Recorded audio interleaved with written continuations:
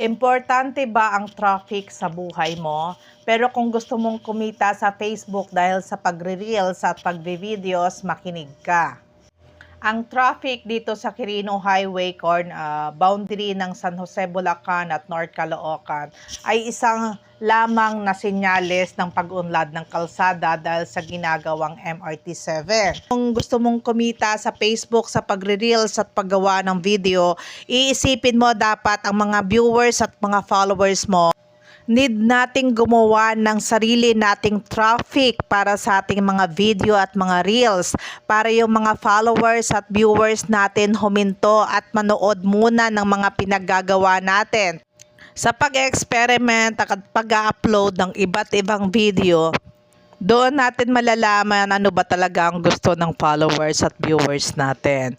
Kaya tara na, mag-experiment ng mga content na iba.